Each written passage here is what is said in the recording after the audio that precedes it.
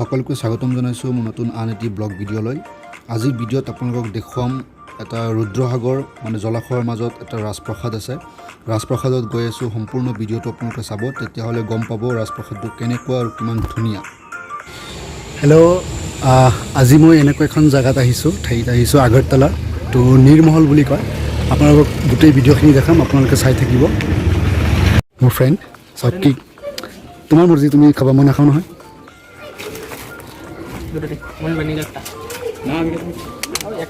তো সাইডত টিকট ঘৰৰ সাইডত এনেকৈ এটা সৰু দোকান চব পোৱা যায়।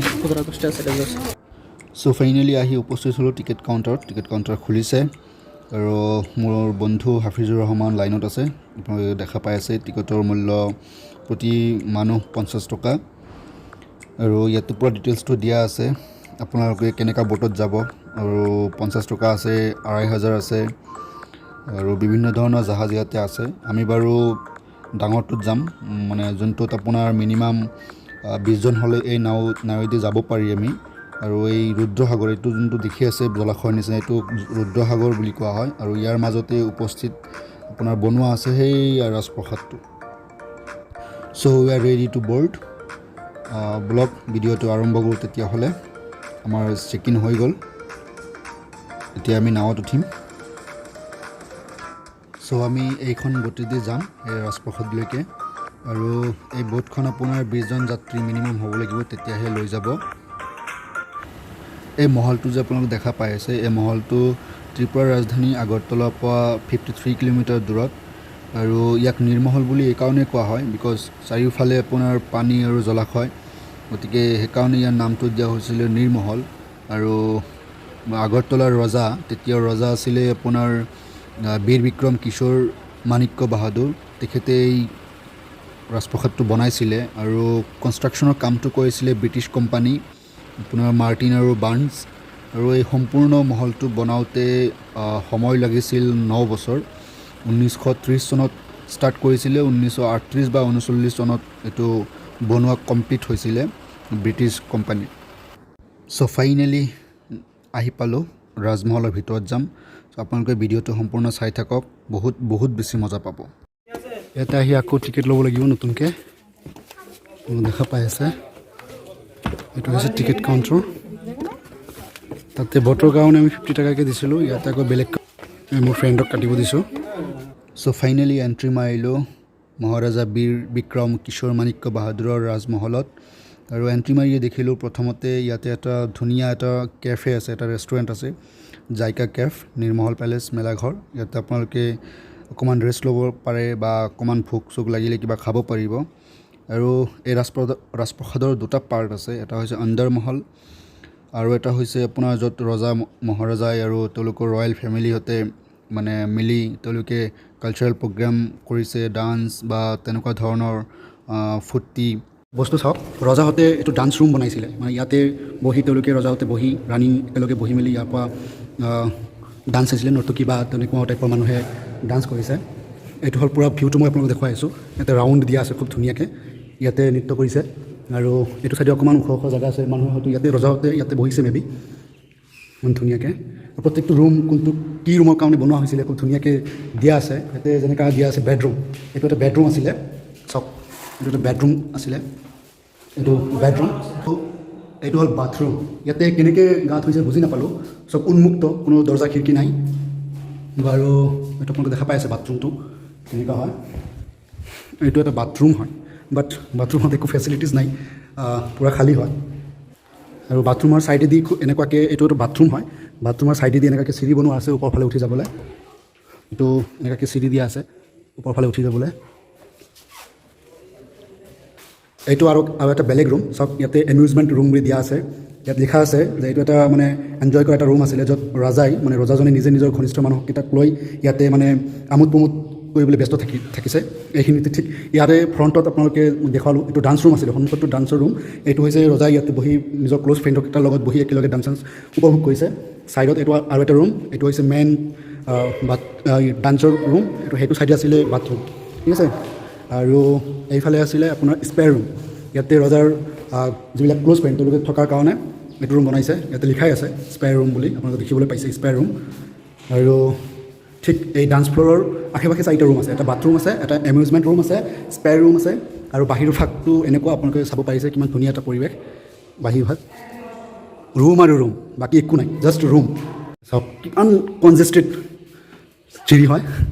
মোৰ ফ্ৰেণ্ড হাফিজৰ উঠি আছে। ফিলিংছটো কি? ফিলিংছটো ৱাও, ইয়া চাওক কিমান কনজেষ্টেড, এনেকুৱা লাগি আছে যেন মানে ক'ৰবাত পাহাৰ বগাই আহি আছোঁ। ৱাও, এইটো হৈছে ছাদ। উঠিছে কেনেকৈ ৰে ৰজা? চাওক ছাদটো চাওক, এইফালে পশ্চিম সূৰ্যটোৰ ভিউ চাওক। এইটো হৈছে লাষ্ট ঘৰ, এইফালে পূৰা ভিউটো চাওক। ৰজাহঁতে কিমান যে মজা কৰিছে, মানে কিমান বঢ়িয়া দিনবিলাক কটাইছে। চাওক কিমান ধুনীয়া এটা ভিউ, চাৰিওফালে বিলৰ নিচিনা, ক'তো মাটি নাই। ইয়াতে মাটি আছিলে একদম আইলেণ্ডৰ নিচিনা। এইটো কি? এইটো কি নাজানো, ইয়াতে কি কৰিছে, প্ৰগ্ৰাম চগ্ৰাম হৈছে মে বি। আৰু এইফালে চাওক চবতে জইনিং আৰু দেই, কিমান ধুনীয়া। ৱাও, আজিৰ যুগত এনেকুৱা এটা ৰাজপ্ৰসাদ বনোৱা বা এনেকুৱা টাইপৰ এটা ঘৰ বনোৱাটো এজন মানুহৰ কাৰণে অসম্ভৱ। চাওক কিমান ধুনীয়া ভিউ। এই নীৰমহলটো ইয়াৰে লোকেল মানুহৰ পৰা শুনা পালোঁ, যিমান দূৰ শুনিছোঁ যে এই নীৰমহলত ৰজা যেতিয়া আহিছে, মানে আগৰতলাৰ যোনজন ৰজা আছিলে, যেতিয়া আহিছিল মানে তেওঁ অৱসৰ বিনোদনৰ কাৰণেই আহিছিলে, ৰাণীহঁতক লগত লৈ আহিছিলে আৰু অকণমান টাইম স্পেণ্ড কৰিছে ইয়াতে। ৰাজপ্ৰসাদৰ বাহিৰত আহি ইয়াতে মানে এটা বিলৰ মাজত এনেকুৱাকৈ এটা ৰাজপ্ৰসাদ বনাইছে, য'ত নেকি ৰাণীহঁতৰ কাৰণে লগত অকণমান টাইম স্পেণ্ড কৰিব পাৰিছে। চাওক কিমান ধুনীয়া এটা ভিউ, চাৰিওফালে বিল আৰু বিল, আৰু ইমান ধুনীয়া মৃদু বতাহ, কি ক'ম আৰু সেই বতাহৰ ফিলিংছটো ইয়াত আহিলে গম পাব। আৰু ইমান ধুনীয়া ভিউ ইয়াৰ পৰা ছাদৰ পৰা, কি ক'ম, জাষ্ট ৱাও। হৈছে আৰু এটা পাৰ্ট, সৰু পাৰ্ট এইটো, ইয়াতে বেছি বিল্ডিং নাই, মানে বেছি ঘৰ নাই, সৰু এটা পাৰ্ট হয়। এইটো আনাদাৰ পাৰ্ট, যোনটোত আছিলোঁ এতিয়া সেইটো পাৰ্টৰ পৰা। এইটো পশ্চিম ছাইড দেই, এইটো পশ্চিম ছাইড, সূৰ্য দেখি আছে ডুবি আছে। আৰু এইটো হৈছে পূব ছাইড। চাওঁ ৰজাই পূৰ্ব দিশত কি কৰিছিলে সেইখিনিও চাব লগা আছে। আৰু দুয়োফালে এনেকুৱা বিল। এইটো হৈছে পূব ছাইড।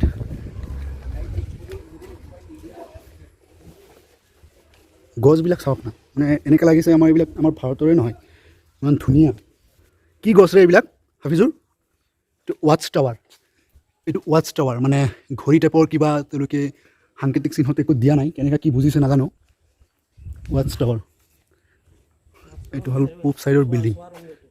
এইটো কেনেকৈ কি বুজিছে মানে, এইটো ওপৰত উঠিছে, ওপৰত উঠি মেলি দেন তেওঁলোকে সূৰ্যটো ভালকৈ চাইছে, অবজাৰ্ভ কৰিছে। ত' তেনেকুৱাকৈ সময় নিৰ্ধাৰণ কৰিছে। ইয়াতে মই মিছা একো কোৱা নাই, ইয়াতে এইটোৰ তলত লিখাই আছে ৱাটছ টাৱাৰ বুলি। তো তাৰ অৰ্থটো এইটোৱে হ'ব লাগিব ন, যে তেওঁলোকে ইয়াতে উঠিছে। চাওক উঠাৰ ব্যৱস্থাও আছিলে, এইটো চিৰি, এইটো চিৰি, এইটো চিৰি, এইটো চিৰি দি উঠিছে একদম ওপৰত উঠি, টপত উঠি দেন সূৰ্যটো ভালকৈ অবজাৰ্ভ কৰিছে, তাৰপিছত তেওঁলোকে সময় নিৰ্ধাৰণ কৰিছে। এইটো হৈছে বাহিৰ ছাইড, পূব ছাইডত যেনেকৈ আমি কৈছিলোঁ। এইটো আৰু এটা নাও আহিছে পৰ্যটনলৈ দেখুৱাবলৈ, পশ্চিম ছাইডৰ বিল্ডিং মই দেখুৱাইছোঁ। এইটো হৈছে ৰজা মহাৰাজা ইউজ কৰা কুঁৱা। চাওক ভিতৰত কইনছ কেইটা পেলাই ৰাখিছে, পইচাৰ কইনছ। ৱাও, নাজানো মানুহে পানী চানী একো নাই।